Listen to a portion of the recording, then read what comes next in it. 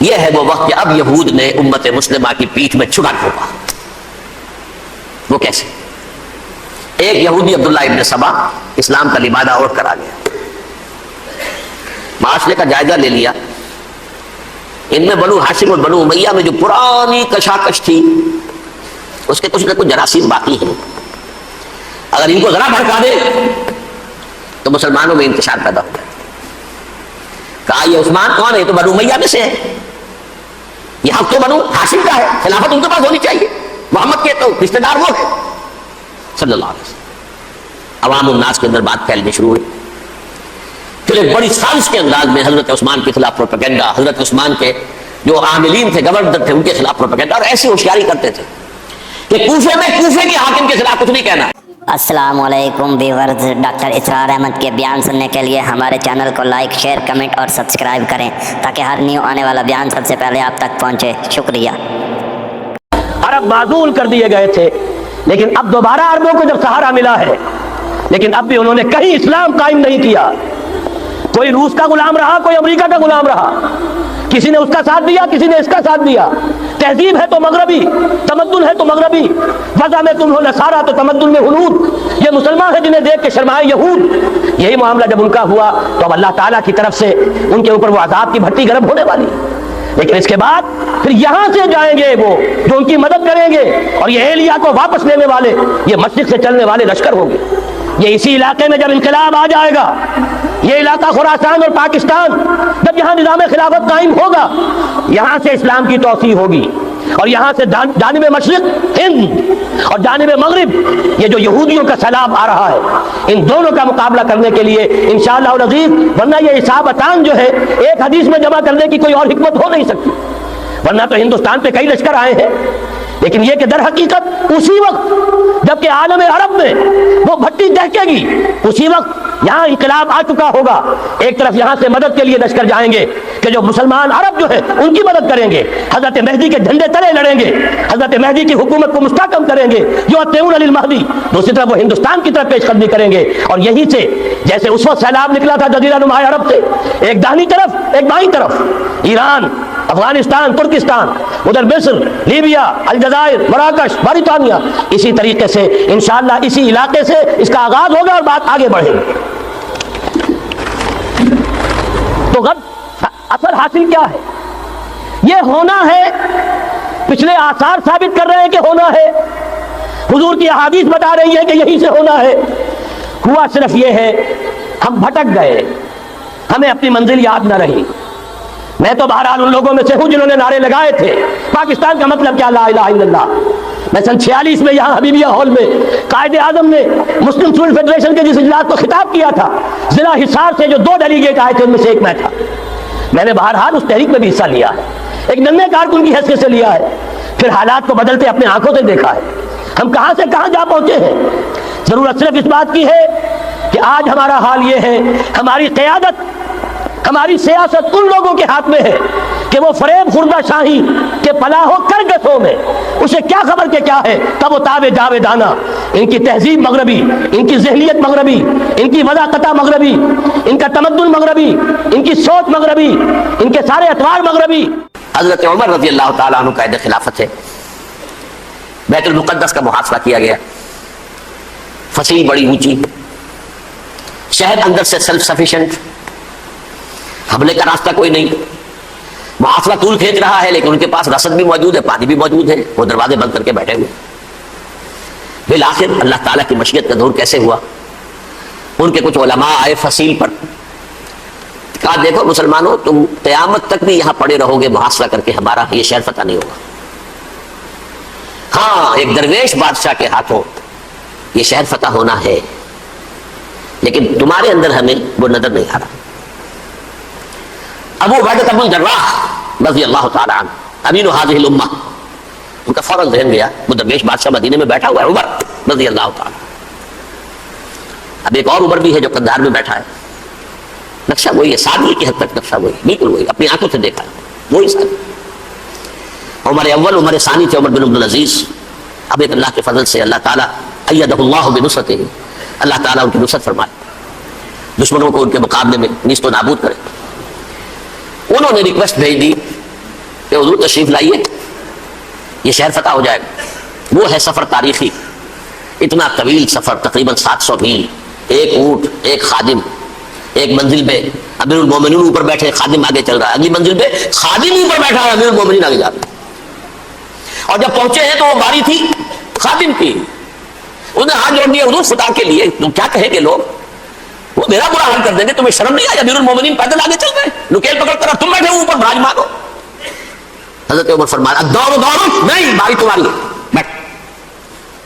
اس حال میں پہنچے ہیں. اور پھر یہ کہ ابو عبیدہ بن الجراح آئے ہیں، استقبال کیا ہے تو دیکھا ہے اس حال میں چلے آ رہے ہیں. عمر نکیل پکڑے ہوئے چلے آ رہے ہیں، اور کہتے ہیں کہ کہیں کیچڑ ویچڑ تھا، جوتے خراب ہو گئے تھے، وہ بھی اتار کے ہاتھ میں پکڑے ہوئے، کپڑے تو تھے ہی پھٹے ہوئے. انہوں نے کہا کہ حضرت ابو عبیدہ نے، دیکھیے یہ بڑا متمدن ملک ہے، بڑا مہذب علاقہ ہے یہ، آپ ذرا بھولیا اپنا دوست فرما لے تب جا کے پیش ہم آپ کو کریں گے. آپ نے فرمایا نحن قوم اعزنا اللہ بالاسلام، اب وہ قوم ہے جنہیں اللہ نے عزت دی ہے اسلام کے ذریعے سے، کپڑوں کے ذریعے سے نہیں، دولت کے ذریعے سے نہیں. اسی حال میں گئے ہیں، اوپر سے انہوں نے کھڑے ہو کر نشانیاں دیکھی، اپنی کتابیں کھولی، ہاں یہ وہی ہے، اچھا لو جی سرنڈر، شہر تمہارے ہاتھ میں. خون کا ایک قطرہ نہیں بہا اور بیت المقدس فتح ہو. لیکن اس وقت حضرت عمر نے ایک نرمی یہ کی کہ یہودیوں کے لیے بھی اسے اوپن سٹی قرار دے دیا. یہ احسان عظیم حضرت عمر کا. اس سے پہلے یہودی آ ہی نہیں سکتا تھا، داخل ہی نہیں ہو سکتا تھا، وہاں وہ آ کر وزٹ نہیں کر سکتا تھا، زیارت نہیں کر سکتا تھا اپنے مقدس مقامات کی. حضرت عمر نے یوں سمجھیے کہ تقریباً 550 برس کے بعد ان کے لیے راستہ کھولا ہے کہ ہاں تم آ سکتے ہو، زیارت کر سکتے ہو. لیکن یہ عیسائیوں نے لکھوایا معاہدے کے اندر، انہیں یہاں آپ آباد ہونے کی اجازت نہیں دیں، لیکن کم وزٹ دی پلیسز، دیکھیں زیارتیں کریں اور جائیں. یہ معاہدہ حضرت عمر کا ہے رضی اللہ تعالیٰ، جو پھر خلافت راشدہ کے بعد بنو امیہ نے بھی اس کو آرڈر کیا، بنو عباس نے کیا. پھر جو ہمارے یہ ترکوں میں اندر خلافت آئی تو ترک خلفاء نے بھی اس معاہدے کی پوری پابندی کی. فلسطین میں آ سکتے ہیں یہودی صرف زائرین کی حیثیت سے، وہاں آباد نہیں ہو سکتے. اب آئیے اگلا دور آیا حضرت عثمان کا دور خلافت. یہ ہے وہ وقت کہ اب یہود نے امت مسلمہ کی پیٹھ میں چھڑا ٹھوکا. وہ کیسے؟ ایک یہودی عبداللہ ابن سبا اسلام کا لبادہ اوڑھ کر آ گیا، معاشرے کا جائزہ لے لیا. ان میں بنو ہاشم اور بنو امیہ میں جو پرانی کشاکش تھی اس کے کچھ نہ کچھ جراثیم باقی ہیں. اگر ان کو ذرا بھڑکا دے تو مسلمانوں میں انتشار پیدا ہو جائے. کہا یہ عثمان کون ہے؟ تو بنو امیہ میں سے ہے، یہ حق تو بنو ہاشم کا ہے، خلافت ان کے پاس ہونی چاہیے، محمد کے تو رشتے دار وہ ہے صلی اللہ علیہ وسلم. عوام الناس کے اندر بات پھیلنی شروع ہوئی. پھر ایک بڑی سازش کے انداز میں حضرت عثمان کے خلاف پروپیگنڈا، حضرت عثمان کے جو عاملین تھے، گورنر تھے، ان کے خلاف پروپیگنڈا، اور ایسی ہوشیاری کرتے تھے کہ کوفے میں کوفے کے حاکم کے خلاف کچھ نہیں کہنا، اجی مصر میں یہ ہو رہا ہے، اجی شام میں یہ ہو رہا ہے، اجی یہ جو عثمان ہے وہ یہ کر رہا ہے، یہ ظلم ہو رہا ہے، یہ لوٹ مار ہو رہی ہے، یہ خیانتیں ہو رہی ہیں. اب نہ تو اس زمانے میں مینز آف کمیونیکیشن، کیسے تصدیق کریں گے؟ افواہیں تو آپ آج کراچی کے اندر شروع ہو جائے تو پتہ نہیں چل سکتا کسی کو کہ کیا اس میں صداقت ہے کیا جھوٹ ہے. اور بری بات جو ہے فطرت انسانی کی کمزوری ہے، وہ فوراً قبول کرتا ہے. کسی کے بارے میں اچھی بات ماننے کو تیار نہیں ہوتا، لیکن بری بات تو فوراً تیار. بہرحال یہ فتنہ انہوں نے اٹھایا، حضرت علی کی الوہیت کا فتنہ اٹھایا، حضرت عثمان کے خلاف الفتنۃ الکبریٰ برپا کیا. حضرت عثمان شہید ہوئے. اس کے بعد 5 برس تک مسلمان ایک دوسرے کی گردنیں کاٹتے رہے، باغی خانہ جنگی ہوئی. امت کو وہ زخم لگایا ہے جو آج تک جس سے خون رس رہا ہے. یہ شیعان عثمان اور شیعان علی تھے جو بعد میں پھر سنی اور شیعہ ہو، اور آج تک فتنہ کس نے جگایا؟ ایک عبداللہ ابن سبا یہودی اور اس کے کارندے، شیطان کا ایجنٹ، اور انسانوں میں سے بھی اس کے جو بھی حواریین تھے اور شیطانوں کے اندر سے بھی تھے، انہوں نے بھی اس آگ کو بڑھتا ہے. یہ آپ سوچ لیجئے کہ یہ کس نے وہ زخم لگایا؟ یہودی. اگلا دور آیا، خلافت راشدہ ختم ہوئی، بنو امیہ کا بھی دور کافی گزر گیا. طارق ابن زیاد 712 عیسوی میں حملہ کرتے ہیں اسپین پر. اسپین اس وقت عیسائیت کا بہت بڑا گڑھ، بڑے کٹر ترین عیسائی جو وہ اسپین میں تھے. لہٰذا یہودیوں کی وہاں بہت پٹائی ہوتی تھی، بہت پٹائی ہوئی. میں بتا چکا ہوں، دشمنی تھی چلی آ رہی تھی عیسائیوں کے ہاتھوں یہودیوں کی. وہ تو سن 300 عیسوی سے ایمپرر کانسٹنٹائن کے بعد سے شروع ہو گئی تھی. اس حوالے سے یہودیوں نے اس وقت چالاکی یہ برتی کچھ راستے واسطے بتائے، کچھ مدد کی طارق ابن زیاد کی. طارق ابن زیاد نے انہیں اپنا محسن سمجھا، ہسپانیہ فتح ہو گیا. تو یہودی چونکہ محسنین کی فہرست میں آ چکے تھے، انہیں بہت اقتدار نصیب ہوا، بڑی سپورٹ مسلمانوں نے دی. ان کے بڑے بڑے علماء نے اسی دور کے اندر پیدا ہوئے، بڑے بڑے تھنکرز ان کے اسی دور میں پیدا ہوئے. بن گوریون جو کہ ایک وزیر اعظم تھا اسرائیل کا، اس نے یہ لکھا اپنی کتاب میں، Muslim Spain was the golden era of اور ڈائسپورا. وہ ڈائسپورا جو 70 عیسوی سے شروع ہوا تھا اور 1917 عیسوی تک جاری رہا ہے، اس میں سے گولڈن ایرا ہمارا جو تھا وہ مسلم اسپین تھا. ہسپانیہ میں بیٹھ کر ہم نے عیش کیے. لیکن وہاں سے انہوں نے اور جو کچھ کیا، یہ تو داستان کے تو بہت سے گوشے ہیں، لیکن میں جس اسٹریٹ لائن میں چل رہا ہوں اس کے اعتبار سے ایک بات سمجھ لیجیے. وہاں بیٹھ کر انہوں نے اب عیسائیت کی پیٹھ میں چھڑا گھونپا، پروٹیسٹنٹ مذہب پیدا کیا، تقسیم کر دیا. جیسے شیعہ سنی کی تقسیم، عبداللہ ابن سبا. رومن کیتھولک اور پروٹیسٹنٹ کی تقسیم، یہودی علماء. ہوتا کیا تھا، ہسپانیہ کی یونیورسٹیاں ہیں، کارڈووا میں ہے، ٹولیڈو میں ہے، گریناڈا میں ہے، غرناطہ، قرطبہ، تولیتلا. اور وہاں آتے تھے لوگ، فرانس سے چلے آ رہے ہیں نوجوان پڑھنے کے لیے، جرمنی سے چلے آ رہے ہیں، اٹلی سے چلے آ رہے ہیں. 3 ہی ملک قریب قریب پڑھتے ہیں سینٹرل جو یورپ کے ہیں. یہاں پر جو ہے وہ اسلام جو نور پھیلا رہا تھا اس سے بھی مستفید ہوئے. جہالت کے جو ہے پردے ان کے وہ چھٹے. اس کے ساتھ ہی وہ یہودی وہاں ان کے اندر جو جراثیم داخل کر رہے تھے وہ اس عیسائیت کے خلاف بغاوت تھی جو اس وقت دنیا میں. اب میں آپ کو ذرا اس جو انسانوں میں سے انسان دشمنی کا جن کا سب سے بڑا رول ہے، میں ان کی 2000 سالہ تاریخ کا آپ کے سامنے نقشہ رکھنا چاہتا ہوں. ان 1400 سال کا تو میں نے صرف 4 آپ کو پوائنٹس بتائے. موسیٰ سے عیسیٰ تک 1400 برس علیہ الصلوۃ والسلام. 2 مرتبہ عروج، 2 مرتبہ زوال. اشیریوں کے ہاتھوں پٹوائی، بابلیوں کے ہاتھوں پٹانا، گریکس کے ہاتھوں مرمت، رومنس کے ہاتھوں مرمت. یہ جو 2000 سال ہیں، کیونکہ اب تو ظاہر بات ہے 21ویں صدی شروع ہو گئی، 20 صدیاں حضرت مسیح کو پوری ہو گئی. پہلی بات نوٹ کیجیے، حضرت مسیح کی پیدائش ہے سن 1 قبل مسیح. یہ نقطہ آپ نے کبھی سنا ہے یا نہیں؟ جب ملینیم کا سلسلہ شروع ہوا تھا پچھلے سال تو میں نے بیان کر دیا تھا کہ ایک عجیب حساب کے اندر انہوں نے غلطی کی ہوئی ہے. حضرت مسیح کی پیدائش ہوئی 25 دسمبر کو.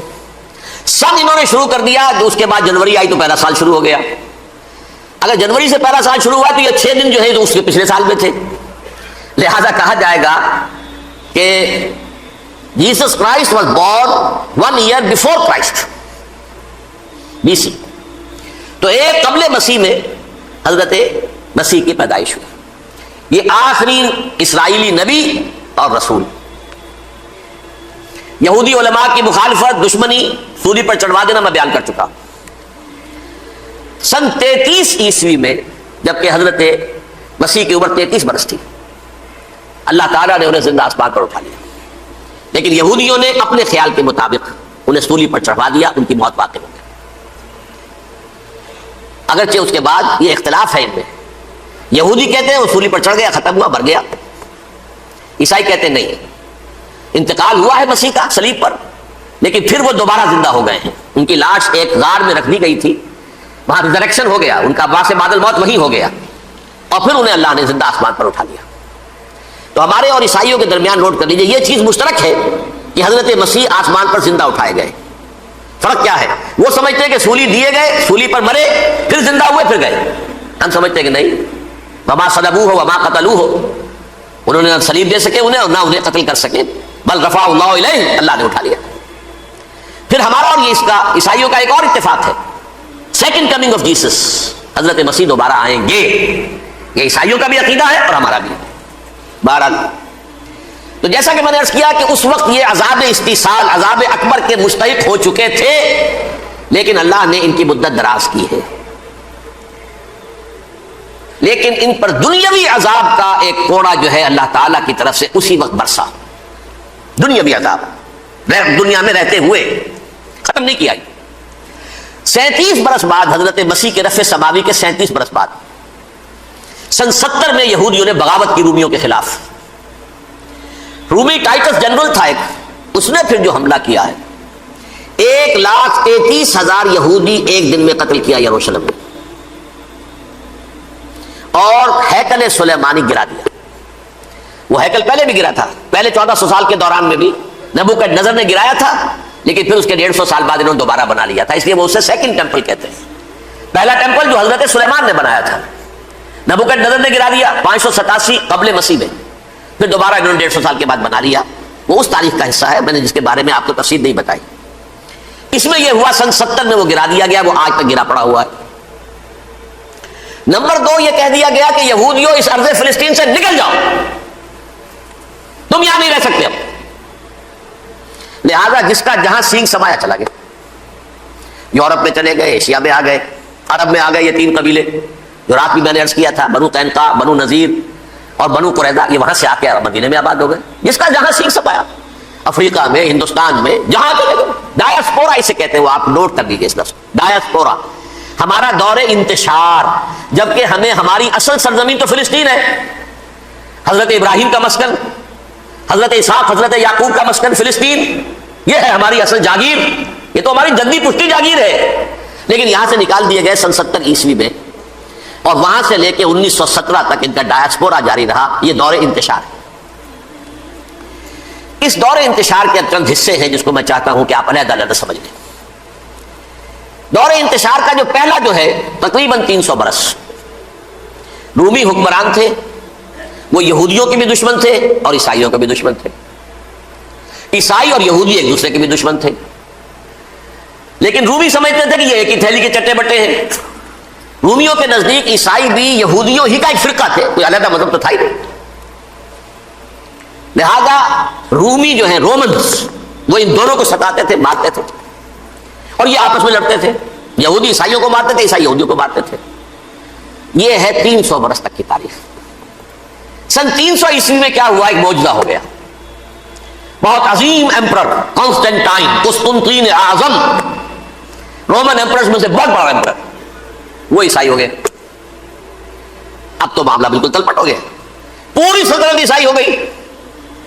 اب عیسائیوں کے عیش ہو گئے اور یہودیوں پہ مار پڑنی شروع ہوئی۔ اب عیسائیوں کا آپ خود سوچئے کہ جنہیں وہ خدا بنا بیٹھے ہیں، خدا کا بیٹا قرار دے رہے ہیں، ان کے قاتل کون؟ یہودی بدماش۔ لہذا ان کی وہ پٹائی شروع ہوئی ہے یورپ میں، پوری رومن امپائر میں، انہیں ذلیل کیا گیا۔ شہروں میں آمد بند، علیحدہ رہو، گھیٹوز کے اندر رہو۔ یہودی کا نام جو ہے وہ گالی بن گیا، جیسے آج بھی یہودی گالی کہتے ہیں، جیسے خنزیر کا لفظ۔ آخر وہ بھی اللہ کی مخلوق ہے، لیکن آپ کو معلوم ہے کوئی شخص زبان پہ نام نہیں لانا چاہتا خنزیر کا، سور کا، ہے تو مخلوق، وہ بھی ایک حیوان ہے۔ ایسے ہی ہے یہودی گالی، جیوٹ گالی۔ لہذا ایک طرف تو ان دونوں کے درمیان دشمنی، جس کو قرآن کہتا ہے وَأَغْرَيْنَا بَيْنَهُمُ الْعَدَاوَةَ وَالْبَغْضَاءَ، ہم نے ان کے مابین دشمنی جو ہے پیدا کر دی۔ اور جب یہ پوری سلطنت عیسائی ہو گئی تو قافیہ تنگ ہو گیا یہودیوں کا۔ اب آئیے 571 عیسوی، یعنی جب کہ ڈایاسپورا کو کتنا عرصہ ہو چکا تھا؟ 500 برس۔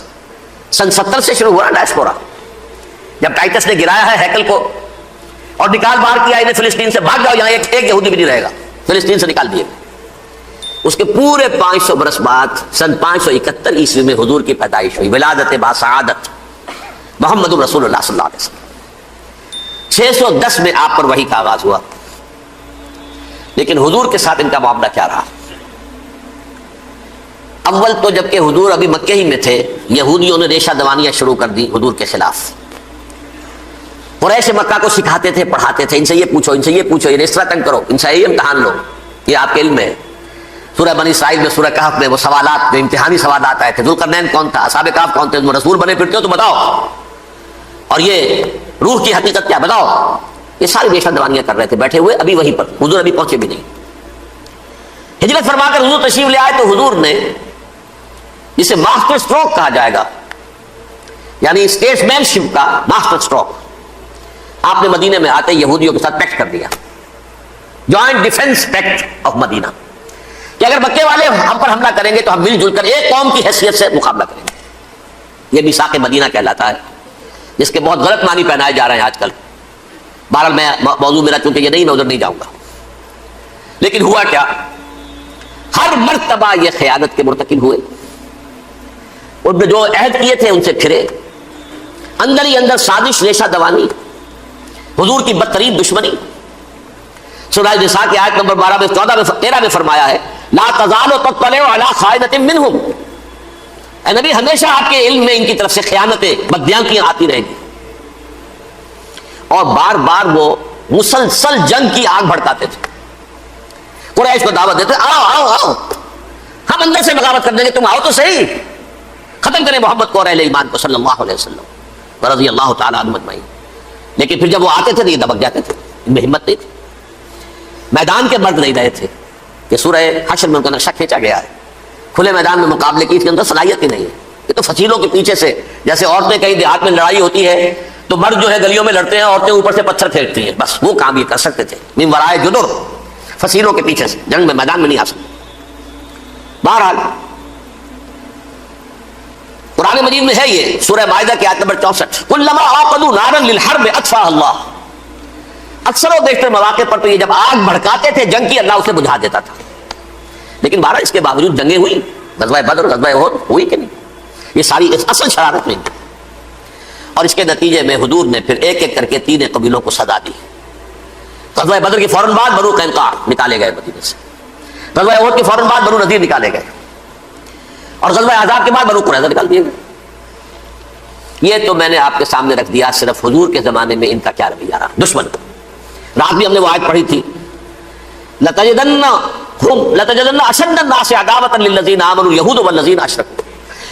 اہل ایمان کی دشمنی میں شدید ترین تم پاؤ گے یہودیوں کو اور مشرکین. مشرکین بھی بعد میں ہے، پہلے یہودی. حضور کے بعد کیا ہوا آپ یہ نوٹ کیجئے، یہ ان کی تاریخ کا دوسرا دور. حضرت عمر رضی اللہ تعالیٰ عنہ قائد خلافت ہے. بیت المقدس کا محاصرہ کیا گیا، فصیل بڑی اونچی، شہر اندر سے سیلف سفیشینٹ، حملے کا راستہ کوئی نہیں. محاصرہ طول کھینچ رہا ہے لیکن ان کے پاس رسد بھی موجود ہے، پانی بھی موجود ہے، وہ دروازے بند کر کے بیٹھے ہوئے. بالآخر اللہ تعالیٰ کی مشیت کا ظہور کیسے ہوا؟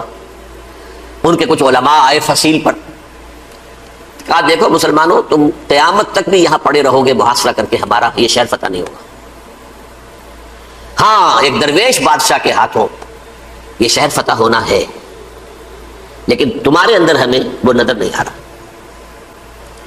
ابو عبیدہ بن الجراح رضی اللہ تعالیٰ عنہ امین هذه الامہ، ان کا فوراً ذہن گیا وہ درویش بادشاہ مدینے میں بیٹھا ہوا ہے عمر رضی اللہ تعالیٰ.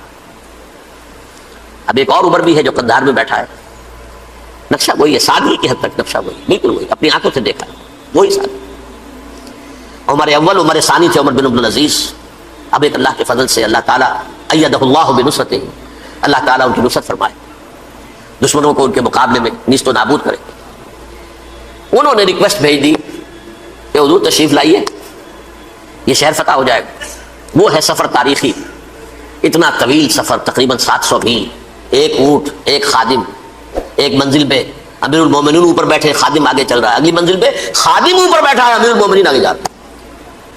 اور جب پہنچے ہیں تو وہ باری تھی خادم کی. انہوں نے ہاتھ جوڑ دیا، حضور خدا کے لیے تم کیا کہیں گے لوگ، وہ میرا برا حال کر دیں گے، تمہیں شرم نہیں آئی؟ امیر المومنین پیدل آگے چل گئے، نکیل پکڑ کر تم بیٹھے ہو اوپر براج مارو. حضرت عمر فرمایا دورو دورو، نہیں باری تمہاری، بیٹھ. اس حال میں پہنچے. اور پھر یہ کہ ابو عبیدہ بن الجراح آئے ہیں، استقبال کیا ہے تو دیکھا ہے اس حال میں چلے آ رہے ہیں. عمر نکیل پکڑے ہوئے چلے آ رہے ہیں، اور کہتے ہیں کہ کہیں کیچڑ ویچڑ تھا، جوتے خراب ہو گئے تھے، وہ بھی اتار کے ہاتھ میں پکڑے ہوئے، کپڑے تو تھے ہی پھٹے ہوئے. انہوں نے کہا کہ حضرت ابو عبیدہ نے، دیکھیے یہ بڑا متمدن ملک ہے، بڑا مہذب علاقہ ہے، یہ آپ ذرا حلیہ اپنا دوست فرما لیں تب جا کے پیش ہم آپ کو کریں گے. آپ نے فرمایا نحن قوم اعزنا اللہ بالاسلام، ہم وہ قوم ہیں جنہیں اللہ نے عزت دی ہے اسلام کے ذریعے سے، کپڑوں کے ذریعے سے نہیں، دولت کے ذریعے سے نہیں. اسی حال میں گئے ہیں، اوپر سے انہوں نے کھڑے ہو کر نشانیاں دیکھی ہیں، اپنی کتابیں کھولی، ہاں یہ وہی ہے. اچھا لو جی سرنڈر، شہر تمہارے ہاتھ میں. خون کا ایک قطرہ نہیں بہا اور بیت المقدس فتح ہو گیا. لیکن اس وقت حضرت عمر نے ایک نرمی یہ کی کہ یہودیوں کے لیے بھی اسے اوپن سٹی قرار دے دیا. یہ احسان عظیم حضرت عمر کا. اس سے پہلے یہودی آ ہی نہیں سکتا تھا، داخل ہی نہیں ہو سکتا تھا، وہاں وہ آ کر وزٹ نہیں کر سکتا تھا، زیارت نہیں کر سکتا تھا اپنے مقدس مقامات کی. حضرت عمر نے یوں سمجھیے کہ تقریباً 550 برس کے بعد ان کے لیے راستہ کھولا ہے کہ ہاں تم آ سکتے ہو، زیارت کر سکتے ہو. لیکن یہ عیسائیوں نے لکھوایا معاہدے کے اندر، انہیں یہاں آپ آباد ہونے کی اجازت نہیں دیں گے، لیکن کم وزٹری پلیسز دیکھیں زیارتیں کریں اور جائیں.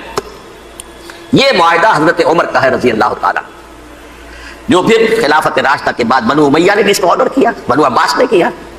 پھر جو ہمارے یہ ترکوں میں اندر خلافت آئی تو ترک خلفاء نے بھی اس معاہدے کی پوری پابندی کی. فلسطین میں آ سکتے ہیں یہودی صرف زائرین کی حیثیت سے، وہاں آباد نہیں ہو سکتے. اب آئیے اگلا دور آیا حضرت عثمان کا دور خلافت. یہ ہے وہ وقت کہ اب یہود نے امت مسلمہ کی پیٹھ میں چھرا ٹھوکا. وہ کیسے؟ ایک یہودی عبداللہ ابن سبا اسلام کا لبادہ اوڑھ کر آ گیا، معاشرے کا جائزہ لے لیا.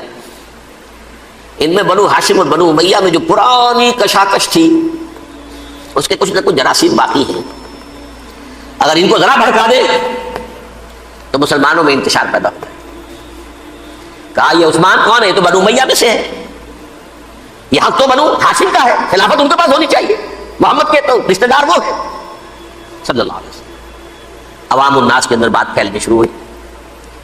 پھر ایک بڑی سازش کے انداز میں حضرت عثمان کے خلاف پروپیگنڈا، حضرت عثمان کے جو عاملین تھے، گورنر تھے، ان کے خلاف پروپیگنڈا. اور ایسی ہوشیاری کرتے تھے کہ کوفے میں کوفے کے حاکم کے خلاف کچھ نہیں کہنا ہے. اجی مصر میں یہ ہو رہا ہے، اجی شام میں یہ ہو رہا ہے، اجی یہ جو عثمان ہے وہ یہ کر رہا ہے، یہ ظلم ہو رہا ہے، یہ لوٹ مار ہو رہی ہے، یہ خیانتیں ہو رہی ہیں. اب نہ تو اس زمانے میں مینز آف کمیونیکیشن، کیسے تصدیق کریں؟ افواہیں تو آپ آج کراچی کے اندر شروع ہو جائے تو پتہ نہیں چل سکتا کسی کو کہ کیا اس میں صداقت ہے کیا جھوٹ ہے. اور بری بات جو ہے فطرت انسانی کی کمزوری ہے، وہ فوراً قبول کرتا ہے. کسی کے بارے میں اچھی بات ماننے کو تیار نہیں ہوتا، لیکن بری بات تو فوراً تیار. بہرحال یہ فتنہ انہوں نے اٹھایا، حضرت علی کی الوہیت کا فتنہ اٹھایا، حضرت عثمان کے خلاف الفتنۃ الکبریٰ برپا کیا. حضرت عثمان شہید ہوئے. اس کے بعد 5 برس تک مسلمان ایک دوسرے کی گردنیں کاٹتے رہے، باہمی خانہ جنگی ہوئی. امت کو وہ زخم لگایا ہے جو آج تک جس سے خون رس رہا ہے. یہ شیعان عثمان اور شیعان علی تھے جو بعد میں پھر سنی اور شیعہ ہو، اور آج تک فتنہ کس نے جگایا؟ ایک عبداللہ ابن سبا یہودی اور اس کے کارندے، شیطان کا ایجنٹ، اور انسانوں میں سے بھی اس کے جو بھی حواریین تھے اور شیطانوں کے اندر سے بھی تھے، انہوں نے بھی اس آگ کو بڑھتا ہے. یہ آپ سوچ لیجئے کہ یہ کس نے وہ زخم لگایا؟ یہودی.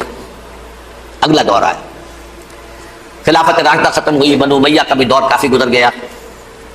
طارق ابن زیاد 712 عیسوی میں حملہ کرتے ہیں اسپین پر. اسپین اس وقت عیسائیت کا بہت بڑا گڑھ، بڑے کٹر ترین عیسائی جو ہے وہ اسپین میں تھے. لہذا یہودیوں کی وہاں بہت پٹائی ہوتی تھی، بہت پٹائی ہوتی ہے. میں بتا چکا ہوں، دشمنی تھی چلی آ رہی تھی عیسائیوں کے ہاتھوں یہودیوں کی. وہ تو سن 300 عیسوی سے ایمپرر کانسٹنٹائن کے بعد سے شروع ہو گئی تھی. اس حوالے سے یہودیوں نے اس وقت چالاکی یہ برتی، کچھ راستے واسطے بتائے، کچھ مدد کی طارق ابن زیاد کی. طارق ابن زیاد نے انہیں اپنا محسن سمجھا. ہسپانیہ فتح ہو گیا تو یہودی چونکہ محسنین کی فہرست میں آ چکے تھے، انہیں بہت اقتدار نصیب ہوا، بڑی سپورٹ مسلمانوں نے دی. ان کے بڑے بڑے علماء جو اسی دور کے اندر پیدا ہوئے، بڑے بڑے تھنکرز ان کے اسی دور میں پیدا ہوئے.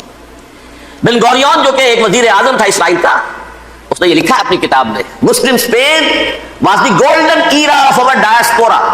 وہ ڈائسپورا جو 70 عیسوی سے شروع ہوا تھا اور 1917 عیسوی تک جاری رہا ہے، اس میں سے گولڈن ایرا ہمارا جو تھا وہ مسلم اسپین تھا. ہسپانیہ میں بیٹھ کر ہم نے عیش کیے.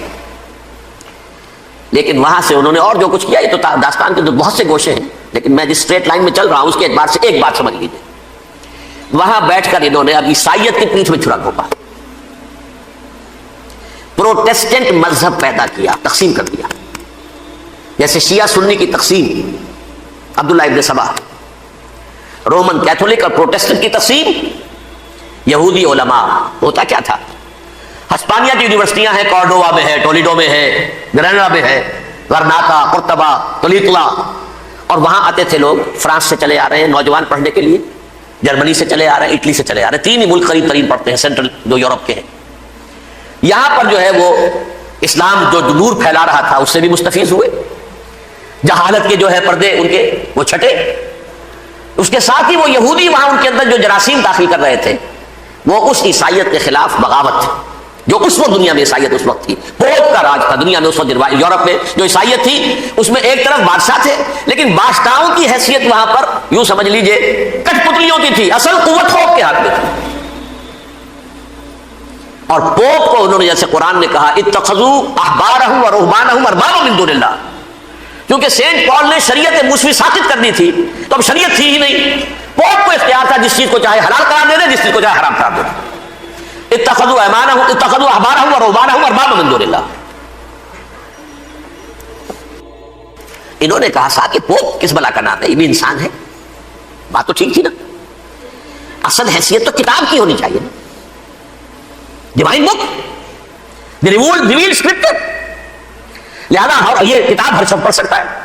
کوئی پوپ کے باپ کو جو ہے کوئی اس کے لیے پروپرائٹری رائٹس تو نہیں ہے کہ صرف پوپ پڑھ سکتا ہے یا پادری پڑھ سکتے ہیں. ہم بھی پڑھ سکتے ہیں, ہم بھی سمجھ سکتے ہیں. یہ باتیں تھی کہ جن کو بڑھا چڑھا کر بیان کر کے اور پوپ کا اقتدار ختم کرا دیا اور توجہ مرکوز کر دی بائبل کی طرف. اب بائبل میں بڑا حصہ تو اولڈ ٹیسٹامنٹ کا ہے. نتیجہ کیا ہوا؟ یہود کی عظمت پروٹیسٹنٹس کے نزدیک مسلم ہو گئی. اصل قوم تو یہ ہے, وہ دشمنی بدلی کہ نہیں بدلی؟ موسیٰ کے امتی یہ ہے, تورات موسیٰ کو دی گئی, ابراہیم کی نسل یہ ہے. لہذا وہ جو دشمنی تھی, جو عداوت تھی کہ ہمارے خدا کو سوری چڑھانے والے ہیں یہ بدماش, اس کا ازالہ ہوا. اس پروٹیسٹنٹ مذہب کے نتیجے میں یہ میں اب آپ کو بتاتا ہوں کہ ایک نتیجہ وہ نکلا ہے جسے برٹرنڈ رسل نے بیان کیا ہے.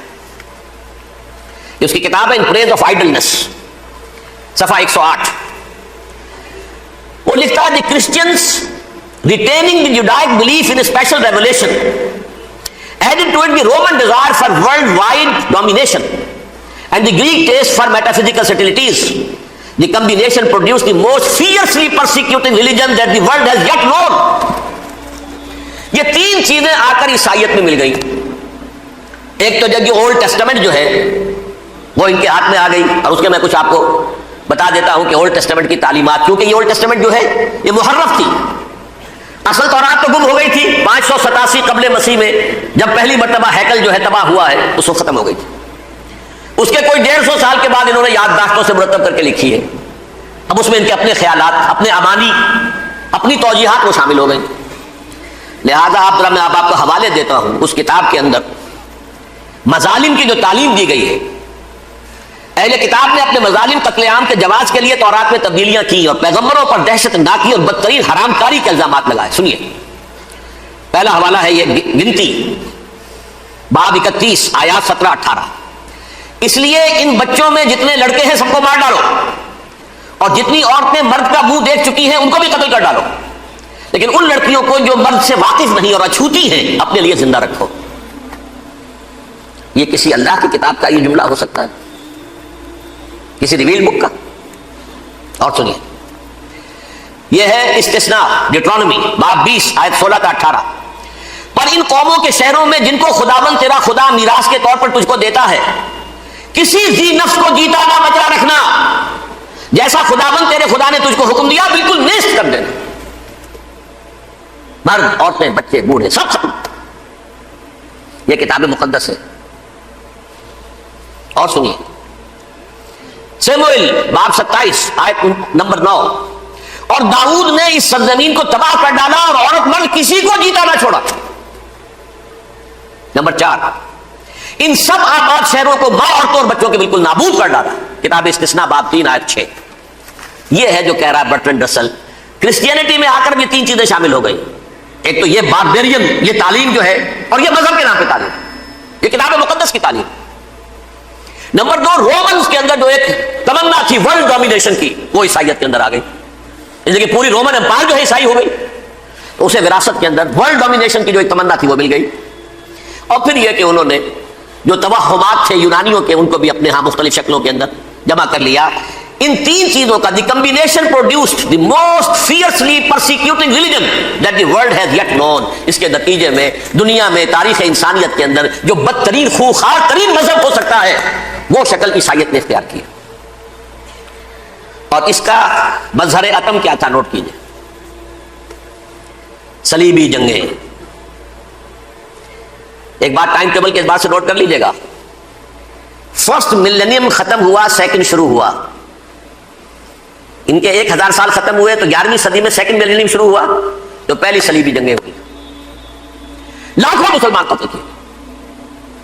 صرف یروشلم کے اندر اتنا خون بہایا, اتنا خون بہایا ہے یہ خود ان کے ہسٹورینز لکھتے ہیں کہ جب ان صلیبیوں نے جب گھوڑوں کے ساتھ وہ چل رہے تھے گلیوں میں تو ان کے گھوڑوں کے گھٹنوں تک خون کی ندی بہ رہی تھی. جہاں سے گزرے ختم کرتے چلے گئے, آبادیاں کی آبادیاں ختم کر. اگرچہ اس کروسیڈ میں گیہوں کے ساتھ گھن بھی پسا, یہودی بھی بہت مارے گئے. السلام علیکم ویورز، ڈاکٹر اسرار احمد کے بیان سننے کے لیے ہمارے چینل کو لائک، شیئر، کمنٹ اور سبسکرائب کریں تاکہ ہر نیو آنے والا بیان سب سے پہلے آپ تک پہنچے. شکریہ.